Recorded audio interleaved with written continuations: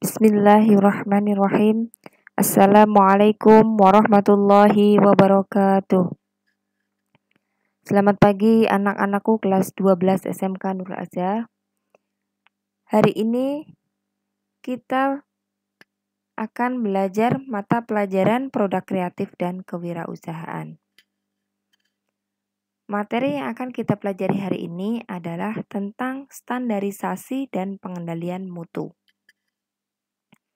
Namun sebelum materi ini dimulai, marilah kita berdoa terlebih dahulu agar materi yang Ibu sampaikan mudah dipahami dan dapat bermanfaat untuk kita semua. Amin.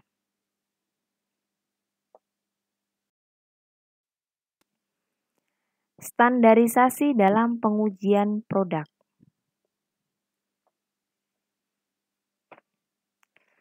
Standarisasi merupakan penentuan ukuran yang harus diikuti dalam memproduksi suatu barang.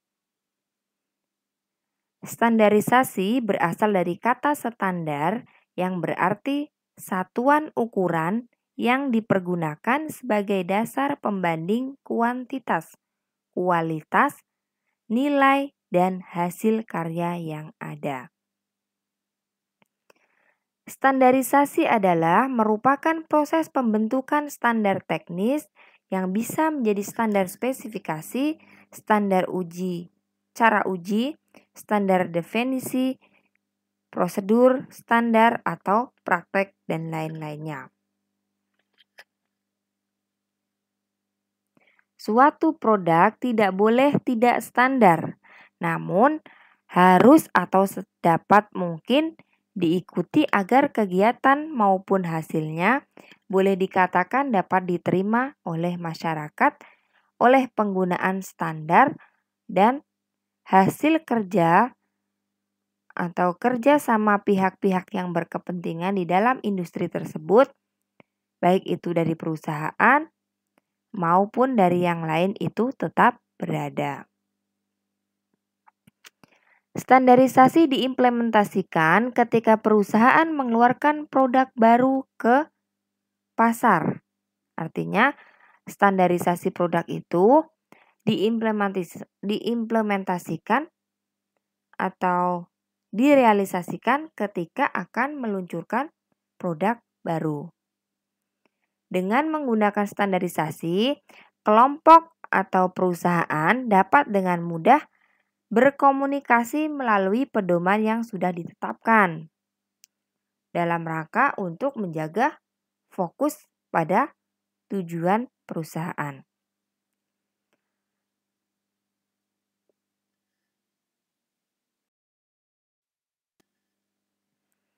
Proses standarisasi meliputi proses perencanaan kegiatan dan fungsi untuk mempersiapkan rencana dan instruksi untuk menghasilkan bagian-bagian dalam sebuah produk.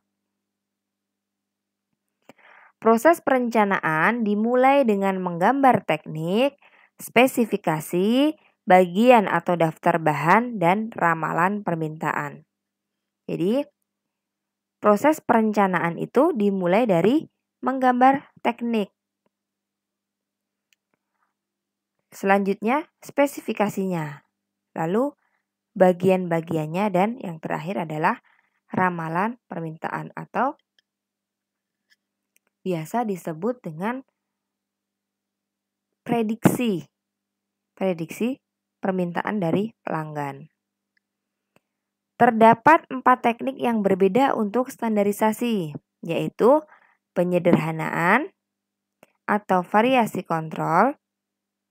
Artinya adalah menyederhanakan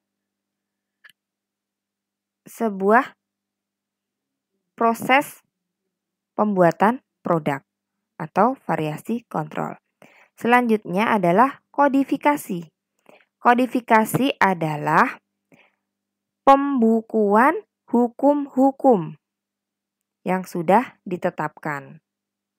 Selanjutnya, nilai rekayasa.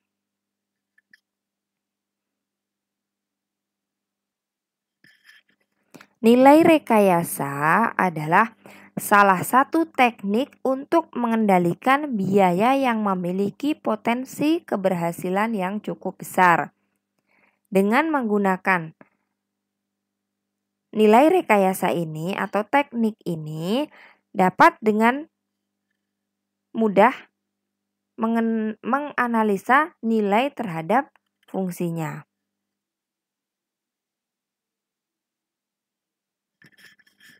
Selanjutnya adalah statistik proses kontrol atau biasa disingkat dengan SPC. Adalah teknik yang memampukan pengendali kualitas untuk memonitor, menganalisis, memprediksikan, mengontrol, dan meningkatkan proses produksi melalui kontrol chart. Kontrol chart merupakan alat dalam menganalisis variasi dari proses produksi.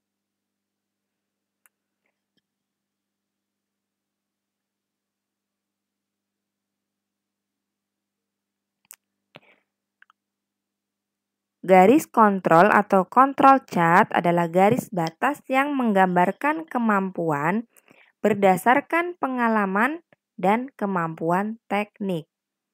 Sedangkan spesifikasi adalah batas-batas spesifikasi yang ditentukan oleh konsumen atau target yang harus dipenuhi. Walaupun proses menunjukkan keadaan terkontrol, harus diperhatikan juga apakah proses sesuai dengan limit spesifikasi atau tidak. Manfaat digunakannya garis kontrol dalam SPC adalah untuk mengidentifikasi segala penyimpangan pada suatu proses.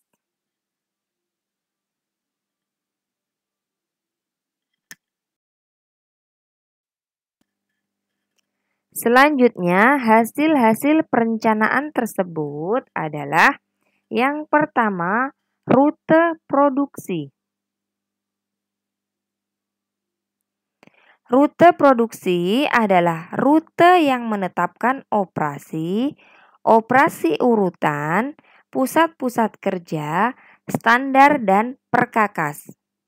Rute ini yang menjadi masukan utama untuk sistem manufaktur perencanaan sumber daya untuk mengidentifikasikan atau mendefinisikan operasi dengan tujuan mengendalikan produksi aktivitas dan menentukan sumber daya yang diperlukan dalam persyaratan kapasitas perencanaan tujuan.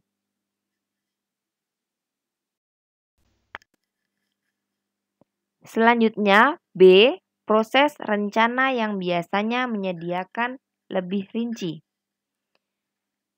Instruksi kerja langkah demi langkah termasuk dimensi yang terkait dengan operasi individu. Parameter permesinan, setup instruksi, dan pemeriksaan jaminan kualitas.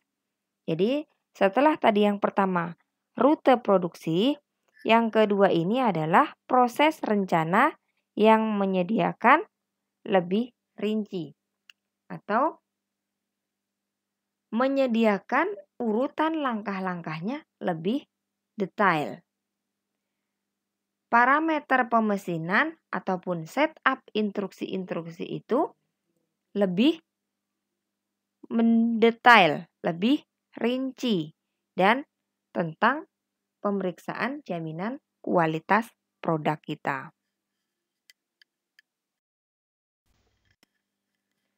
Selanjutnya, C. Fabrikasi dan perakitan.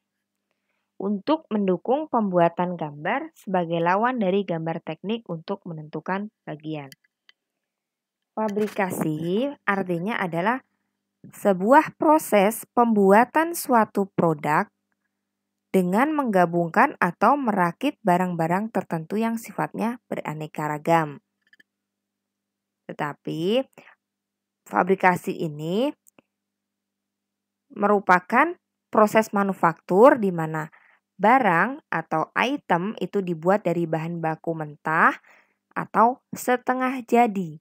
Jadi bukannya dirakit dari komponen yang sudah siap pakai. Artinya fabrikasi itu adalah perakitan produk atau barang yang masih setengah jadi. Bedanya dengan manufaktur adalah jika manufaktur adalah pabrik, sedangkan fabrikasi adalah salah satu proses operasional dari proses manufaktur. Jadi manufaktur itu menciptakan produk dari bahan baku menjadi barang jadi. Sedangkan fabrikasi adalah perakitan produk dari barang setengah jadi menjadi atau menggabungkan produk tersebut sehingga beraneka ragam dan menghasilkan produk baru.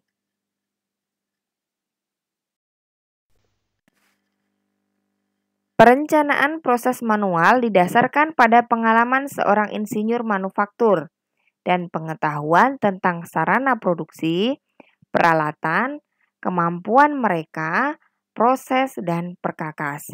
Jadi, perencanaan atau proses perencanaan itu diambil dari pengalaman-pengalaman seseorang yang sudah sukses atau seorang insinyur manufaktur ataupun dari pengetahuan dari skill-skill tentang sarana produksi, baik itu tentang peralatannya atau kemampuan mengoperasikan alatnya ataupun kemampuan membuat produknya atau prosesnya dan lain sebagainya.